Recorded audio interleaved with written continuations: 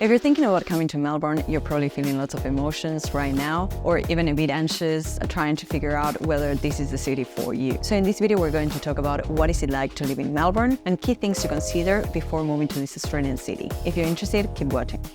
Now, the first thing that you should know is that Melbourne is located in the southeastern part of Australia, in the state of Victoria, and it's one of Australia's largest cities, with a population of over 5 million people. Melbourne is known for its diverse culture, European-like architecture, cultural attractions, beautiful parks, and a super lively atmosphere. And if you didn't know, Melbourne was actually voted the most livable city in the world for 6 to 7 years in a row. Disclaimer, I've been personally living here for almost 10 years now, and I freaking love this city. It's beautiful, it's amazing, but of course there are some things that you may want to know before making the move, because they could definitely be a deal breaker. So having said that, let's start off with talking about the different areas around Melbourne. First, we have Melbourne City, which is basically the CBD area where you'll find most office buildings, shopping centers like Bourke Street Mall, but also important museums and cultural attractions such as the NGV, the National Gallery of Victoria, the Melbourne Museum, ACME, and others. Around the CBD area, you're also going to find some of the major Australian universities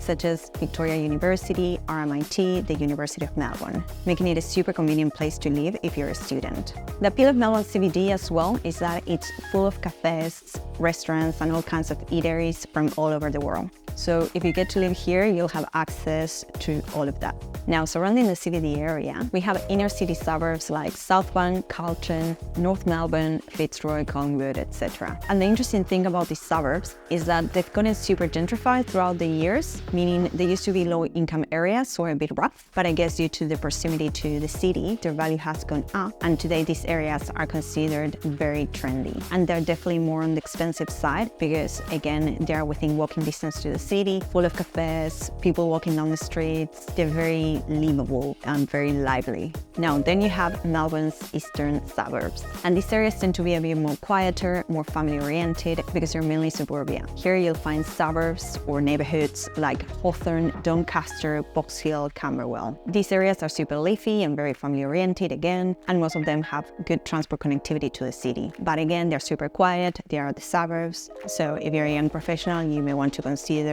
inner city suburbs. But of course, again, they're going to be a bit more expensive. Now, if you travel to the south of Melbourne, you'll find beachside suburbs like St Kilda, Elwood, Brighton, Sandringham, Frankston. These areas are considered beachside suburbs because they are surrounded by the bay. But because of this, the prices in these neighborhoods tend to be a bit higher than those areas that are further from the beach. And then you have the northern and western suburbs of Melbourne. Here you'll find areas such as Footscray, Reservoir, Coburg, Brunswick, or Werribee. These suburbs are a bit more affordable than the areas I mentioned earlier because they're a bit further from the beach and the city. These areas as well, especially suburbs like Footscray, are undergoing a massive gentrification process. And while they're still relatively affordable, I don't think this will last long. Now, as you can appreciate, Melbourne is super diverse, and I would say that each Melbourne suburb is its own world. So if you're planning to move here to this city, I highly recommend doing your research into each area to make sure it fits your lifestyle and budget. And if you want to know more about the most popular suburbs in Melbourne, I have a dedicated video about that. I highly recommend watching. I'll leave you a link down below.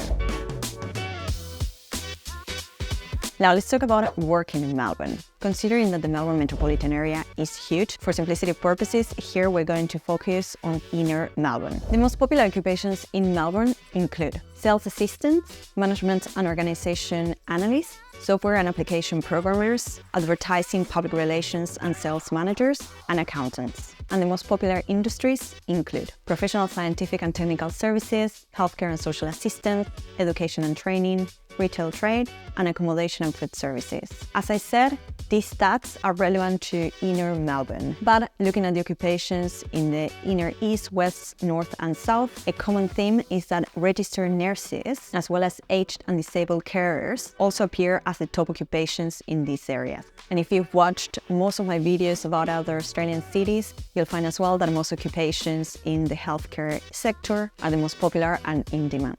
And the median weekly earnings in the state of Victoria, where Melbourne is located, are 1,280 Australian dollars.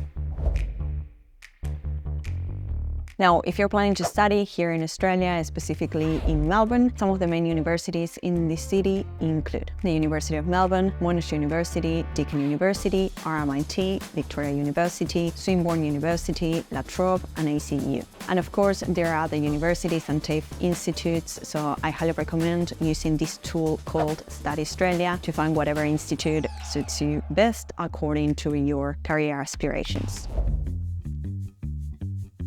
Now let's go to the topic that most of you are probably interested in, and that's housing costs.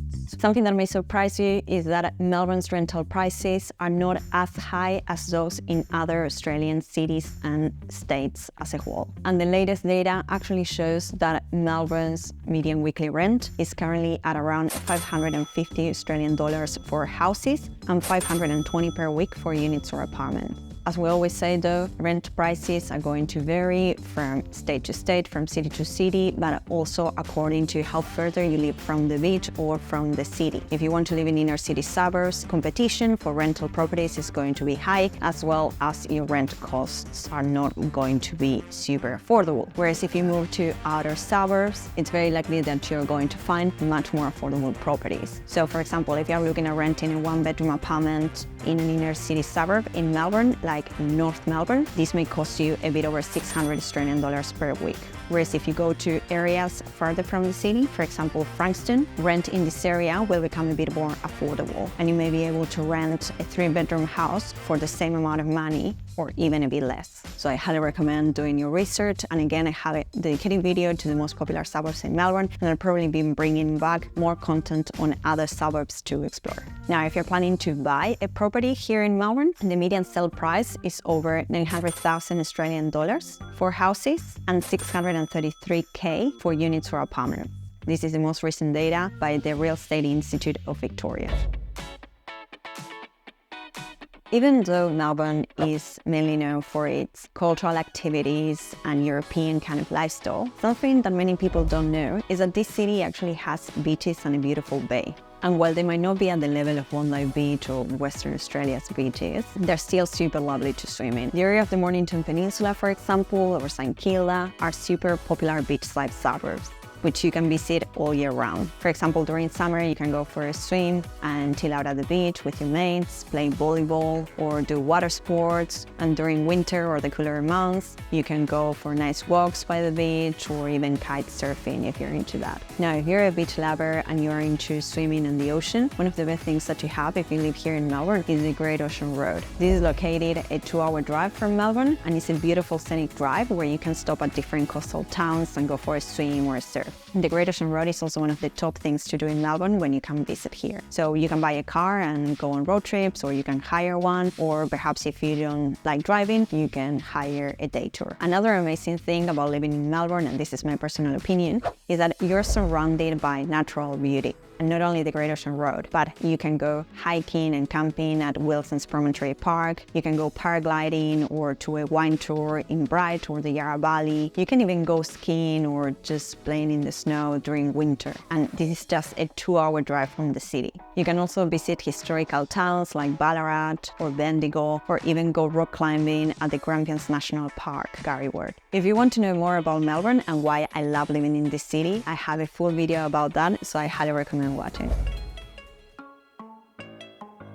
Now, in terms of weather, you probably heard at some point or the other that Melbourne's climate is crazy. It's pretty wild. And they actually call Melbourne the city of 4 seasons in one day. And in my opinion, after having lived here for so many years, this is definitely true.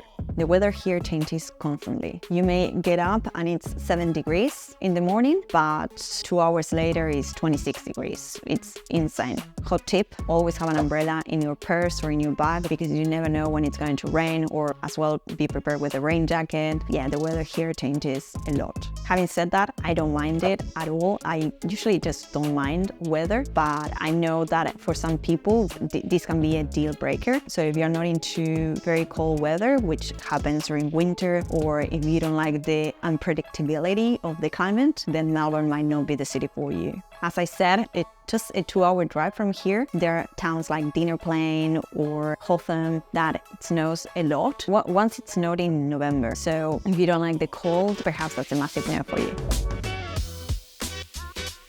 Now, in terms of cultural and recreational activities, in my personal opinion, Melbourne has it all. You have amazing museums, galleries, and theaters spread all around the city. You have beautiful historical buildings from Victorian houses that date back to the 1800s, and you even have dedicated graffiti lanes for street artists. Another great thing about living here is that there are markets all year round. Food markets, for example, featuring food from all over the world. Farmers markets, when you can get and try fresh produce. Design markets, showing the works and art pieces of local artists. And even free music concerts and orchestras around the city. For example, at the Cinema Bowl. And if you're into nightlife, Melbourne is full of amazing hidden cocktail bars, restaurants, cafes, and music venues all over the city. So as you can see, there's a lot to do here, plenty of opportunities to go out and explore, and I think this is one of the main reasons why I love this city.